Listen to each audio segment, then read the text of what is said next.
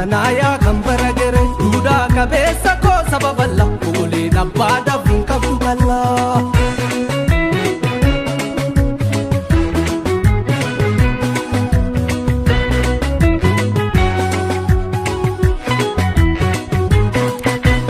kasumati kane te sorati amyaneti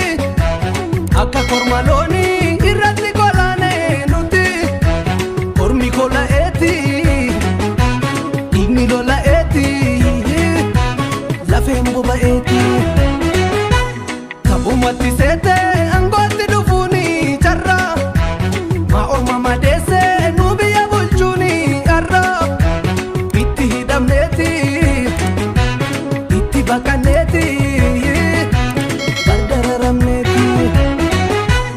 dadacha dara warra dabate kuruma male biya yabate warra biya diku kabubeda dadacha dugati murteda jalla sirri luka sakalu hinjiru obsena ni ilalu jalla sirri luka sakalu hinjiru obsena ni ilalu jalla sirri luka sakalu hinjiru obsena ni ilalu halo jabdu ba asabakana ronko morra bufte kafana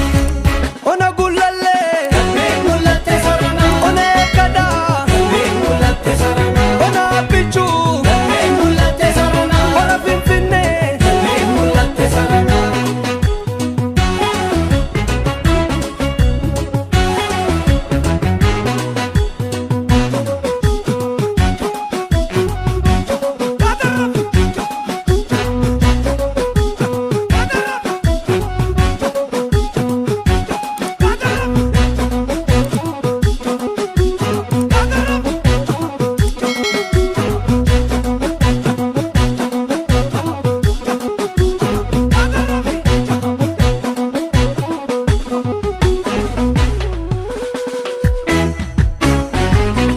Jarra tokko oliif bara duri Oromoo maqaan kee dibame duri Baalliin dhuftee si geessa dabare warra baranaayaa kan bara gere duudhaa qabeessa koo sababalla Ogoleen abbaa dafin qabdu ballaa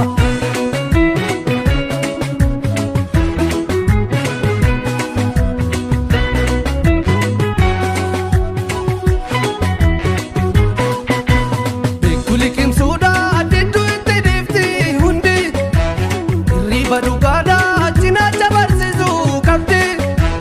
hinkabu dandetti lumbulchu jetteti kuni ijasheti egalle ijarsa biya jarri dibe jikse iya fatu sena duris nutu digan tikse iti biya kenya addunyaaf ni kenya lali humna kenya kali ilma warabba gada ummata wallansa tolchamada kormaanillee ta'u hamada dhugaangaluu qabdi abbada dimookiraasiin akka jabaatu dirqama gaheen nama maraatu dimookiraasiin akka jabaatu dirqama gaheen nama hundaatu dimookiraasiin akka jabaatu dirqama gaheen nama hundaatu dubbaa qabboo kan ijji barbari maatii